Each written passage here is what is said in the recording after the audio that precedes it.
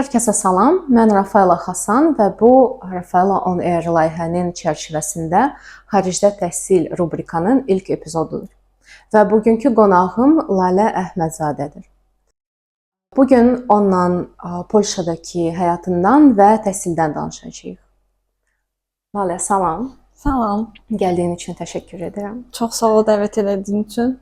Polşada neçə ildir yaşayırsan və niyə məhz Polşanı seçmisən təhsilin üçün? Mən adım Lalədir. Hardasa artıq 1 ildən çoxdur Polşada yaşayıram. Yagellon Universitetində magistr təhsil alıram. Biznes və maliyyə menecmenti üzrə. Əslində 3 il ara götürəndən sonra magistr təhsilinə davam etməyə qərar verdim. Burada da iş təcrübəm var idi. Polşada yaşayan yaxınlarım çox olduğu üçün onlardan məsləhətləşdim, universitetə qərar verdim. Sonra xərclərə baxandan sonra da daha münasib qiymətlər olduğunu görəndən sonra qərar verdim ki, orada davam edeyim. Həm iş cəhətdən, həm təhsil cəhətdən mənim üçün daha uyğun bir yer olduğuna qərar verdim. Hazırda orada oxuyuram. Birazdan artıq hal-hazırda tezis yazdığım bir ərəfədə əslində. Yavaş-yavaş iş axtarıram ki, bir müddətdə qalmaq istəyirəm əslində orada. Bəs neçə oldu ki, 3 il gözlədin, sonra dedin ki, yox, gərək magistr oxuyum. Əslində mən bakalavrımı bitirən kimi getməyi planlayırdım. Sadəcə həmin periodda düzü bir neçə təqaüd proqramına müraciət eləmişdim, həvəslənmişdim. Təəssüf ki, alınmadı. Ondan sonra da elə oldu ki, mənə universitet tərəfindən iş təklifi gəldi, elə bir universitet vasitəsilə başqa bir qurumdan. Elə buradakı iş təcrübəmə başladım. Amma orada çalışdıqdan hardasa 2 il sonra açığı görürdüm ki, əlavə təzə heç nə öyrənmirəm. Yəni rutin eyni gedir, hər şey təkrarlanır. Ondan sonra dedim ki, o çoxdan da saxladığım xəyalımı bəlkə gerçəkləşdirim. Beləliklə qərar aldım. Bir də açığı hər dəfə mən xaricdəki o yaxın dostlarımla danışanda hər il mənə deyirdilər ki, sən nə vaxt gəlirsən, nə vaxt gəlirsən. Elə bir neçə fakt bir araya yığıldı. Artıq 2023-də dedim ki, dayı, bu il gedəcəm, qərar verdim. Elə də maraqlanıb, müraciət elədim, sonra qəbulumu aldım və getdim. Bəs niyə məhz Polşa? Yəni niyə başqa Avropa ölkə ya da Asiya? Düzü hələ onda mənim Asiya olan marağım təzə-təzə başlamışdı. Yəni Korey dilini öyrəndiyim period çox təzə idi. Risk eləmədim və çox da güvənmədim ki, təqaüdü qazanaram, getsəm orada necə yaşayaram, bu tip suallarım çox idi. Çünki uşaqlıqdan ən çox belə Avropanı eşidib görürdüm deyə ora marağım var idi. Amma o 3 il sonra da mən qərarı aldım ki, özümü maliyyələşdirib gedəcəm. Ona görə həm qiymətlərə baxırdım, həm bir müddət Avropada yaşamaq istədiyim üçün açığı bitirəndən sonra da iş imkanlarını araşdırırdım. Ümumi bütün bunlara baxanda və xaricdə yaşayan bir neçə dostumla danışandan sonra gördüm ki, ən belə deyim, münasib qiymətli və təhsil keyfiyyətinin yüksək olduğu yer Polşadır. Orada da elə seçdiyim universitet çox xoşuma gəldi. Baxdım ki, sillabusu hər şey mənə uyğun gəlir. Oranı seçdim. Yəni elə sual vermək istəyirdim ki, niyə məhz bu universiteti seçdin? Yəni özün istəyirdin yoxsa belə alındı ya da məsələn bəlkə kimsə tövsiyə eləmişdi? Mənim ən yaxın dostum Polşada yaşayır, hardasa 4 il olardı hə. O mənə dedi ki, bir neçə universitetdədir. Dedi, bunlara müraciət eləyə bilərsən. Amma dedi, əslində Yagellon var. Ora düzdür, dedi, təhsili biraz çətindir. Yəni sənə eyni həm oxuya-oxuya işləmək biraz çətin ola bilər, amma həqiqətən yaxşı təhsil verir və reytinqləri də yaxşıdır da. Və Krakow şəhərindədir. Dedi ki, orada gözəl şəhərdir də, belə sənin bəyənəcəyini düşünürəm. Dedim, onda bəlkə elə oranı yoxlayım. Açdım, baxdım ki, o birisi universitetlərin də ixtisaslarına baxmışdım. Amma gördüm, Yagellonda istədiyim ixtisas sırf mənim bir növ öz bakalavrımın bir mərhələdə üstü və daha yaxşı versiyasıdır. Krakowda belə çox məlumatım yox idi açıq, amma belə gördüyüm qədərilə bəyənmişdim deyə. Dedim, qoy elə buranı seçim, görüm necə olur. Və necə oldu? Çox möhtəşəm, gözlədiyimdən də möhtəşəm oldu açığı. Yalan deməyəcəm, gedəndə biraz belə deyim də, azca deyinə getmişdim. Çünki hər nə qədər belə Polşanın müəyyən faktları nəzərə alıb seçsəm də, könlümdə o dərinlərdə bir yerdə daha belə Qərbi Avropadan olan ölkələr var idi açığı. Amma gedib ora çatandan sonra və digər ölkələrdə o müxtəlif təcrübələri olan dostlarımla danışdırandan sonra, oradakı iş təcrübələrini görəndən sonra dedim ki, yaxşı ki, əslində bura gəlmişəm. Belə deyim, oradakı Avropadakı karyerimi başlamaq üçün mənim fikrimcə Polşa düzgün qərar idi.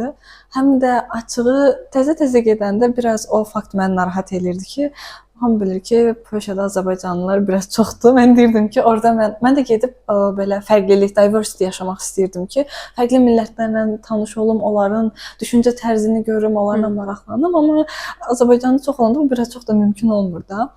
Amma son zamanlarda açığı bilsən nə fərqinə vardım. Əslində bir növdə yaxşı ki, biz Azərbaycanlılar var orada, biraz da olsa var. Nə mənada? Mənim Almaniyada oxuyan hal-hazırda bir dostum var. O məsəl üçün orada hiss elədiyi o təklikdən çox danışır mənə. Mən amma orada heç hiss eləmirəm. Hətta Polşada getdim. Mən elə bir 9-cu, 10-cu sinifdə oxuduğum liseydə paralel sinif yoldaşımı tapdım orada. O vəbşi belə neçə illik dostumu yenidən görmüş kimi oldum. Dedim, nə yaxşı bura gəlmişəm. Belə oldu ki, dedim, yaxşı ki, buranı seçmişəm də həqiqətən. Amma mənim yadımdadır ki, sən mənə danışanda, yəni bu söhbətləri eləyəndə, bu universitet söhbətini, sən mənə demişdin ki, sən məhz o universitet seçdin, ya fakültə belə bir şey demişdin ki, orada Azərbaycanlılar az olacaq. Axırda belə oldu ki, qrupun yarısı Azərbaycanlılardır. Deməli, onu da mənə bu arada o ən yaxın dostum elə tövsiyə eləndə dediyi faktlardan biri də bu idi ki, sən bu universiteti seçə bilərsən. Çox vaxt bizim uşaqlar ora gedəndə işləmək istəyirlər deyə çox çətin universitet seçmirlər. Yəni sən yəqin ki, Azərbaycanı demək olar ki, olmayacaq. Çox sevindim, dedim, davay vəsə bura müraciət eləyirəm. Rafaela WhatsApp qrupunu açdım uşaqlar olan. Baxıram ki, ümumi 58 nəfər idi və mən orada belə nömrələrə baxmaq istəyirəm. Maraqlı gəlirdi, hansı ölkələr var. Vərəqlədikcə görürəm ki, hələ Azərbaycandır, yəni plus 994-lərdir hamısı. 15 nəfər, 15-16 nəfər Azərbaycanlıdır. Amma luckily, necə deyərlər, 15-16 nəfər Çinlidir, başqa millətdir. Sonra qrupun ən sevdiyim özəlliyi tamam fərqli ölkələrdən insanların olmağıdır. Tayvandan var, Vyetnamdan var, Hindistandan var, Türkiyədən var. Hardan desən var oxuyan bizdə. Bir nəfər polyakdır cəmi. Onda elə sinifkom qoymuşuq ki, hər işimizi gedib o həll eləsin. Amma o mənə gözlənməz bir şey olmuşdu açığı qrupda o qədər Azərbaycanlı görmək. Sadəcə bir fakt da var ki, adətən bizim uşaqlar bakalavr qutaran kimi gedirlər deyə, oradakı çox Azərbaycanlı məndən yaşlı balaca olduğu üçün zaten çox da belə narahat eləmirlər məni. Ona görə belə gözləmirdim, onu həqiqətən gözləmirdim. Sənədləri yığanda problem olmadı? Yəni ümumiyyətlə hansı sənədlər lazım idi və onları özün yığmısan yoxsa hansısa agentliyə müraciət eləmisən bəlkə? Əslində mən birinci dəfə müraciət eləyəndə, o dediyim kimi təqaüd üçün müraciət eləyəndə hər şeyi özüm eləyirdim. Dedim ki, qoy özüm baxırdım tez-tez vloqlara, xaricdə təhsil alanlara. Dedim ki, çox çətin olmamalıdır, özüm müraciət eləyim. Həmin periodda ümumi sənədlər belə olur. Motivation letter olur, bir dənə adətən 2 recommendation letter olur, tövsiyə məktubu, transkriptə ehtiyac olur və bunların hamısı ingilis dilində tərcümə təsdiq olmalıdır. Sadəcə mənim ən şanslı olduğum tərəf bu idi ki, bizdə universitet artıq sənədi verəndə ingiliscə oxumuşam deyə elə tərcüməli halını verirdi. Birinci dəfə müraciət edəndə hər şeyi özüm eləmişdim. Sonra amma bu 3 il ki ara verdim, 3 il deyətə belə həmin ikinci dəfə belə sırf bura müraciət edəndə açığı həm işdən çox yorulurdum, həm də düzü əvvəlki qədər o həvəsim deməyək, hövsələm qalmamışdı deyə. Dedim ki, yaxşı olar ki, şirkətinə müraciət edeyim, o mənim üçün hazırlasın. Belə müraciət, həm də eyni zamanda 1-2 təqaüd də bəlkə alınsa müraciət eləsinlər. Amma ümumi tövsiyə olaraq deyərdim ki, özləri eləsələr daha yaxşıdır. Elə həmin şey olur. Çünki bir dənə motivation letter-ı biraz daha yaxşı yazmaq lazımdır. Çünki deyərdim, əgər təqaüd qazanmaq istəyirlərsə, böyük rol oynayır da qazanmaqda. Onu da məncə özləri biraz daha çox vaxt ayırıb tez-tez belə deyək də editləsələr, yazsalar daha yaxşı, uğurlu nəticə ala bilərlər. Çünki mənim bir qrup yoldaşım var idi, həmişə deyirdi ki, səni səndən başqa heç kim daha yaxşı tanıya bilməz, sənin məqsədlərini təsvir edə bilməz. Ona görə mən amma şirkətlə müraciət etmişdim əslində. Ona görə belə deyək də, nisbətən rahat oldu mənim üçün. Oturdum, prosta sənədləri göndərmişdim, gözlədim ki, intervyu falan olsun, belə. Sənədləri sən poçtaya göndərdin, yoxsa online application idi səndə? Online application idi bizdə hamısı. Bir dənə gedəndə mən diplomumu aparmalı idim. Diplomun apostili idi. Onun apostilini aparmalı idim. Bəs qəbul olanda səndə imtahanlar ya da test kimi bir şey var idi, yoxsa necə qəbul olmuşdun? Qəbulum birinci sənəd göndərmə prosesi idi. Tələb olunan sənədləri göndərəndən sonra elə bir o saytları var. Orada əgər uğurla hər şey yükləmisənsə, qəbul alırsansa, birinci partiya intervyu mərhələsi olur. İntervyuda da ümumi ixtisasımla bağlı suallar verilir. Niyə Polşa, niyə bu universitet, belə bu tip ümumi suallar verilir. Yəni bir növ 2 mərhələli idi. Onu da keçəndən sonra artıq sənəd qəbul sənədi göndərilir ki, mənə artıq vizaya başvurub rahatlıqla gələ bilim. Bəs mən bilirəm ki, sən qəbul olanda səndə IELTS var idi. Bu, yəni required bir şeydir, yoxsa özün elə, yəni bu competition üçün IELTS vermişdin? Yoxsa məcbur? Əslində məcbur olmalıdır, amma ingiliscə təhsil alanda öz universitetimdən əmin deyiləm, artıq unutmuşam düzü. Amma bir çox Polşa universiteti belə idi ki, bakalavr təhsili ingiliscə olubsa, IELTS çox da şərt deyildi. Çünki mənim bu arada bakalavr təhsilim də ingiliscə olub. Ona görə qrup yoldaşlarım məsəl üçün gedənlər IELTS vermədən getdilər. Sadəcə mən o təqaüdlərə müraciət elədiyim periodda almışdım deyə oradan ucu var idi. Dedim, qoy istifadə edeyim, elə onunla müraciət eləmişdim. Məncə, əslində ola bilər ki, o IELTS nəticəmin yüksək olmağı da bir növ qəbul olma prosesimi rahatlaşdırıb. Səndə bakalavrda hansı universitet idi? Mən AZİ-nin, Azərbaycan Dövlət Neft və Sənaye Universitetinin BBA fakültələri var orada, BBA və ZEU. Biri Almaniyanın, biri ABŞ-ın universitetinin nəzdində olan proqramda elə bil. Məndə də elə ABŞ-ın Georgia Universitetinin nəzdində BBA fakültəsində menecment üzrə təhsil almışdım. Orada dərslər ingiliscə olur deyə, onu biz universitetdən sənəd götürüb elə müraciət edə bilirdik. Təhsilin də ingilis dilindədir yəqin. Təhsilim ingilis dilindədir, polyak dilində çünki bilmirəm. Hə. Keçək bu polyak dili söhbətinə. Sən bax neçə ildir? 2 ildir, düzdür? 1 il yarım belə deyək. Orada yaşayırsan, bəs Polşa dilini bilmirsən, sən çətin deyil? Əslində deyil. Çünki ingilis dilini demək olar ki, çox yerdə bilirlər. Həm də deyərdim bir çox yerdə özün necə deyim, self servis kimi olduğu üçün, məsəl üçün kassalarda özümüz eləyirik, nə bilim, nəsə də kömək ehtiyac olanda ən pis ehtimalda translate açıb göstəririk. Bir də bizim orada belə bir deyim var, Żabka Polish deyirik. Yəni Żabka da orada marketin adıdır. Yəni ancaq marketdə istifadə olunacaq qədər polyakça bilirik də, o çox sadə frazaları. O da məncə bizə bəs olur. Çünki cavanlar hamısı demək olar ingiliscə təmiz danışır, çox rahatdır. Yaşlılara da hələ ehtiyac olmayıb. Sadəcə onlar gəlib nəsə yaxınlaşıb soruşanda eləyəndə belə qalıram ki, danışa bilmirəm də, çox təəssüf. Amma rahatdır, əslində rahatdır. Bəs məsələn gələcəkdə iş axtaranda problem olmayacaq bu sənə? Yəni ingilis dilində iş tapmaq asan olacaq Polşada?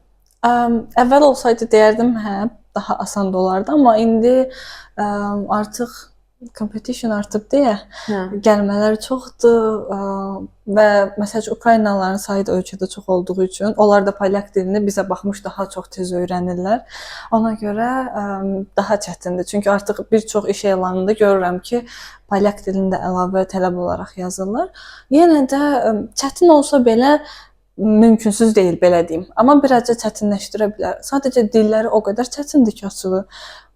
Samit çox istifadə edirlər və tələffüzü fərqlidir. Mənə çox çətin gəlir. Ona görə hələ ki bilmirəm, öyrənməyi planlamıram açığı. Mənə maraqlıdır. Yəni sual kimi deyil, ümumiyyətlə deyirəm, maraqlıdır. Görəsən rus dilini bilən insan bəlkə də daha tez öyrənə bilərdi polyak dilini.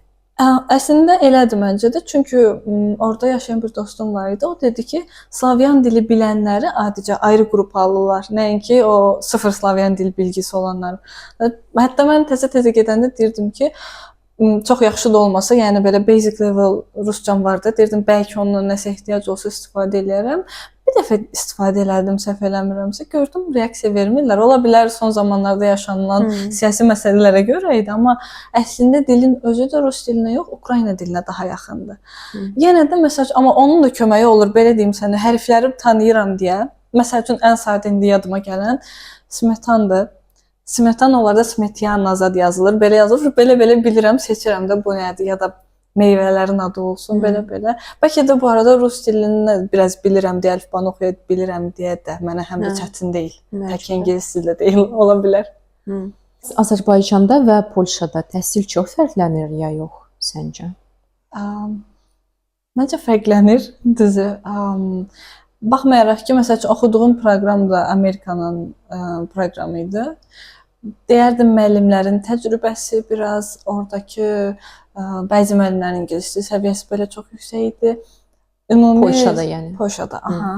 Ümumi kursda, yəni götürdüyüm kurslardakı məlumatın zənginliyi ola bilər bəlkə də magistr idi deyə, amma daha mənə dolu-dolu və daha təcrübə cəhətdən daha yaxşıymış kimi, yəni daha real təcrübələrə əsaslanan, daha aktual mövzular idi sanki danışdıqlarımız, müzakirə elədiklərimiz. Tək kitabda yazılanlar yox da, hal-hazırda dünyada baş verən iqtisadi proseslər, onların bizə olan təsiri indi fəndən asılı olaraq dəyişir əlbəttə, amma mənə daha aktual, daha yeni və praktik bilgilər imiş kimi gəldi.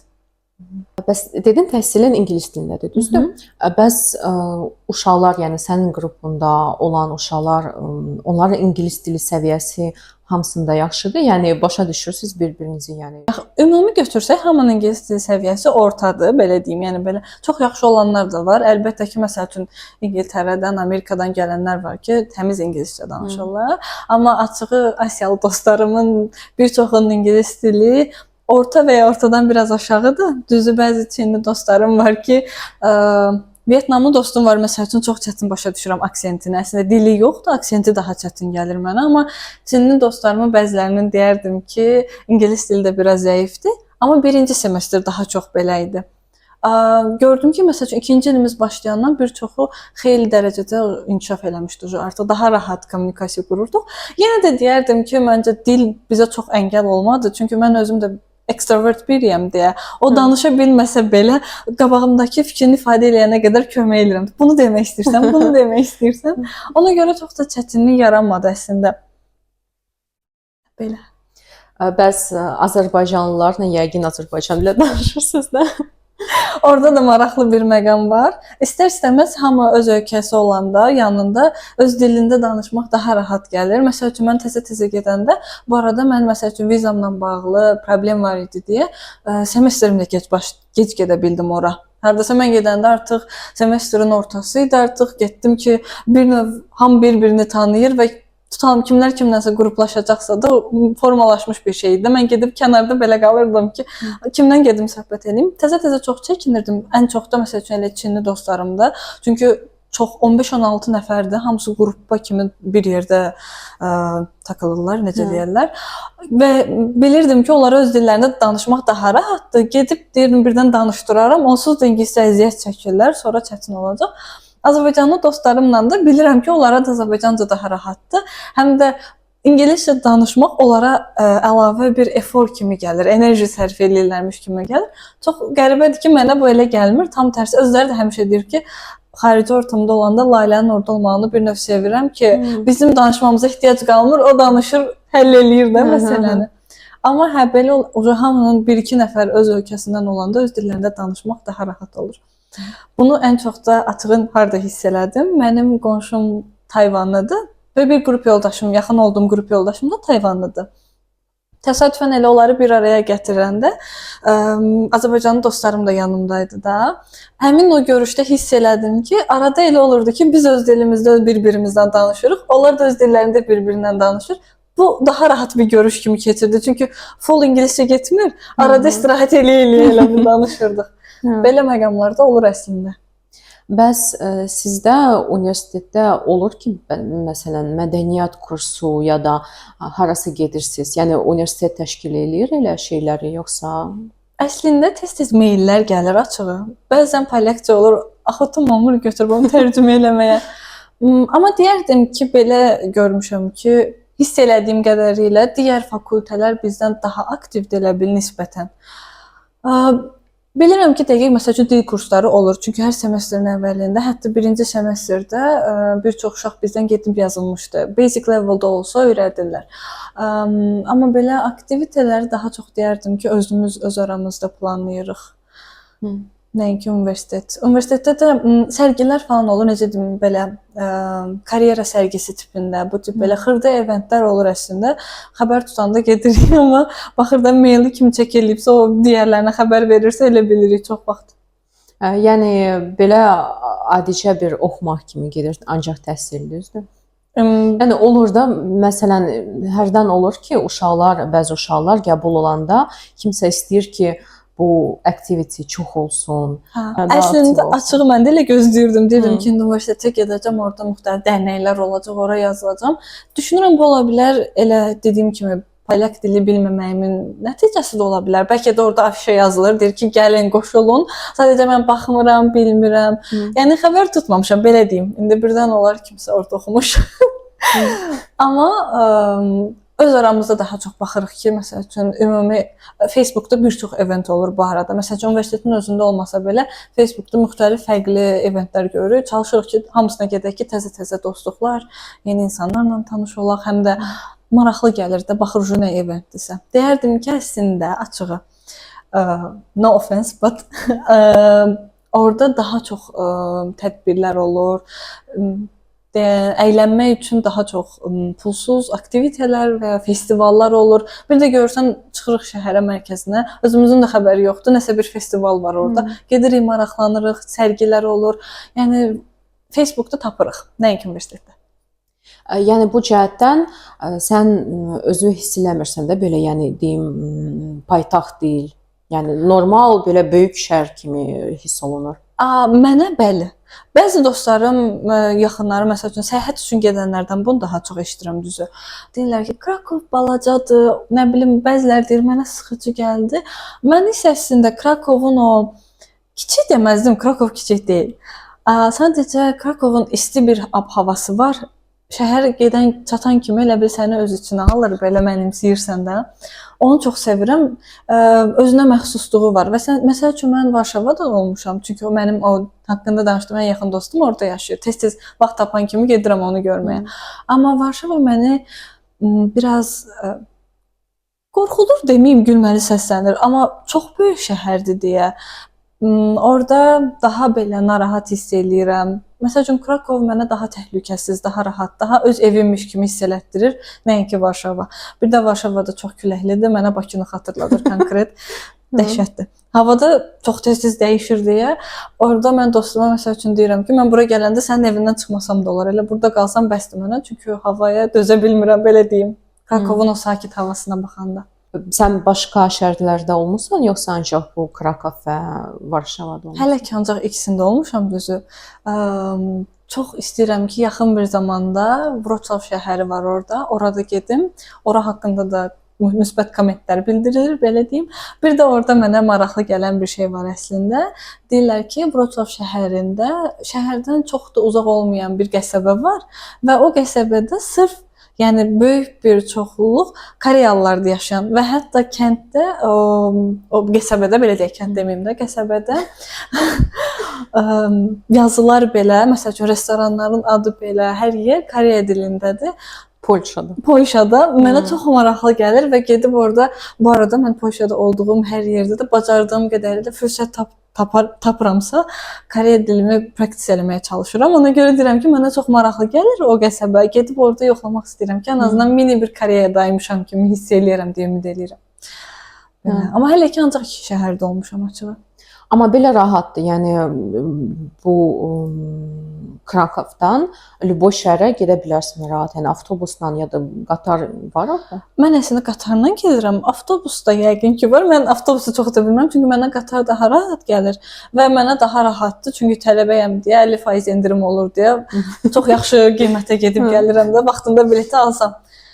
Əslində belə rahatdır ümumiyyətlə. Krakov cənubda yerləşir deyə Varşavaya biraz uzaqdır. Məsəl üçün şimaldakı şəhərlərə getmək biraz yol uzaqdır. Yəni saat olaraq, vaxt olaraq biraz uzaqdır, amma çox rahatdır, yəni belə. Ümumiyyətlə Polşada bir tələbə üçün həyat səncə necə rahatdır ya yox? Yəni sən tövsiyə edərdin Polşanı, yoxsa başqa bir ölkə seçsinlər məsələn tələbələr? Əslində tövsiyə eləyərdim. Yəni belə mənim xoşuma gəlir, belə deyim. Hələ ki ümumiyyətlə yaşadığım təcrübələr.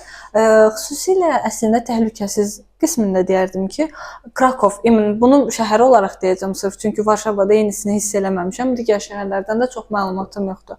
Amma sırf Krakovu onu dəqiq deyə bilərəm ki, mənə çox rahat hiss elətdirir, çox təhlükəsiz hiss elətdirir. Baxmayaraq ki, düzü Bakı ilə müqayisə eləsək, bizim şəhərin belə çox işıqlı olmağı mənim xoşuma gəlir gecələr. Biraz Polşana müqayisə eləyəndə orada elə deyil. Amma Krakovun özü bayaq qeyd elədiyim kimi daha belə səni öz içinə alır deyə, daha doğma rahat hiss elətdirir deyə, orada özünü heç vaxt belə narahat hiss eləmirsən. Açığı gecə gec saatlarda da məsəl üçün elə olub ki, dostlarımla çöldə olandan sonra evə qayıtdığım vaxtlar olub, təhlükəsiz və rahat hiss eləyirəm özümü orada. Belə və maraqlıdır. Məsəl üçün xaricilər çoxdur. O dediyim kimi Facebookda tapdığım müxtəlif aktivitelərdən də gedirik, bir-birimizi tanıyırıq, tapırıq. Ortaq maraqlar olandan sonra digər kollektivlərə daxil olanda maraqlı belə ən əsası da yerlilərlə görüşmək olur mənə. Çünki bəzən fikirləşirəm ki, dil bariyeri olar, amma görürəm ki, yox, cavan nəsil çox rahat danışır. Məsəl üçün keçən dəfə dediyim bu dekabrda, Christmas periodunda qonşum mənim öz evinə dəvət eləmişdi ki, Christmas cookie'lər hazırlamağa. Gedib onun ailəsi ilə tanış olmuşdum. Beləliklə həm də birinci dəfə kiminsə evində Polish cuisine yeyə bildim. Çünki restoranlarda yerdim, çox da mənim damaq zövqümə uyğun deyildi. Düzdür, hələ də belə bizim yeməklərə çatmaz mənə görə. Amma fərqli təcrübələr edə bildiyim üçün çox bəyənirəm. Yəni tövsiyə eləyərəm ona görə. Ümumiyyətlə xarici təhsili hamıya tövsiyə eləyərəm. Biraz yeməkdən danışdın. Ümumiyyətlə Polşada tapmaq olur, yəni başqa ölkələrin yeməkləri, yoxsa elə sırf Polşanın yeməkləridir? Tapmaq olur əslində. Hətta deyərdim ki, məsəl üçün hal-hazırda bu Asian culture çox məşhurdur da, populardır. Ona görə çox rahat tapırsan. Müqayisə eləsəm bəlkə buradan biraz daha çoxdur. Bu arada mən demək istirdim ki, bizdə yoxdur ümumiyyətlə. Bizdə Çin düzdür, ay sağ ol, bizdə daha çox. Amma Koreya məsələn azdır, yəni 1-2-3 yerdir cəmi. Hətta belə deyək də, onların hazırlayanın belə Koreyalı olduğu bir yer bilirəm mən burada. Başqa bilmirəm, reklam olmasın. Amma orada məsəl üçün çoxdur. İndi nəzərə alsaq ki, Krakovda paytaxt şəhər deyil. Məsəl üçün mən Varşavaya gedəndə mənim yaxın dostum əslində Asiya mədəniyyətindən çox da maraqlanmır. Mən onu belə deyirəm, nə olar məni ora apar, nə olar məni bu restorana apar. Çünki Krakovda lap çox deyil, Varşavadakı qədər çox deyil. Amma orada da var. Məsəl üçün seçimlər çoxdur deyə xoşuma gəlir, rahat tapa bilirəm hər şeyi. Amma belə deyim, qiymətlər, yəni yenə də burada olduğu kimi ithal məhsul olduğu üçün bahadır. Amma daha çoxdur və bir də orada nəyi bəyənirəm? Məsəl üçün onlayn zakaz eləyəndə belə birbaşa adresimə rahat çatır və o shippingdən başqa heç nə ödəmirəm də. Burada gəlib poçta ödədiyim, nə bilim orada burada ödədiyim kimi bir tema olmur. Yeməklərə gələndə hər mətbəx var əslində, yəni yoxlamışam da. Sadəcə Polşanın öz mətbəxi çox da mənə uyğun deyil deyə, çox da belə bilmirəm, bəlkə də bizim mətbəx daha çox zəngin gəlir mənə, daha dadlı gəlir. Yeməklərdən ümumi danışsam, məsəl üçün tərəvəz, meyvə tərəvəz, orada deyərdim daha bahadır. Oxşardır əslində qiymətlərimiz ümumi götürəndə. Sadəcə bəzi meyvələr daha bahadır. Məsəl üçün burada biz kivini falan kilodan alırıq. Orada mən dənənlə alıram. Təzə-təzə mənə qəribə gəlirdi bu. Sonra əzgil falan da beləsi meyvələri. Ona görə bəzən baha olur. Amma dadı deyərdim ki, burdakına çatmır. Ümumiyyətlə nə ətin, nə meyvələrin yenə də yaşamaq olur, belə deyim. Digər belə deyim, o başqa müsbət cəhətlərinə görə tək yeməyi güzəştlik etmək olur, belə deyim. Bəs bizim yeməklərimiz var, tapmaq olur Polşada? Var əslində. Hətta əvvəl elə bilirdim Krakovda bir restorandır. Təzəliklə baxdım ki, artıq 2 restoran vardı bizim mətbəxi hazırlayan. Bircə dəfə getmişəm düzü ora. Belə yaxşıdır. Oxşuyur dadı yoxsa? Yəni bizimkilər bişirir yoxsa Polşalılar? Bizimkilər idi əslində işləyənlər. Bir nəfər Polşalı var idi. Hətta o da yəqin ki, yerlilərlə danışa bilmək üçün idi. Yaxşı idi belə, amma deyim ki, wow, çox qəşəng idi. Yox, açığı. Ortada. Belə çox-çox darıxsam, ya da məsəl üçün bacarmasaydım, gedərəm. Amma belə məsəl üçün evdə özüm eləyə bildiyim üçün biraz o bəs olur mənə. Belə. Lalə, çox sağ ol bugün gəldiyin üçün. Çox gözəl söhbətimiz alındı və inanıram, ümid edirəm ki, bugünkü video Polşada təhsil almaq istəyən uşaqlara çox faydalı olacaq. İnşallah. Çox sağ ol. Mən də təşəkkür edirəm məni bugün dəvət elədiyin üçün və layihənin də növbəti epizodlarında da uğurlar arzulayıram. Xeyirli olsun. İnşallah xaricdə təhsil almaq istəyənlərə kömək olar.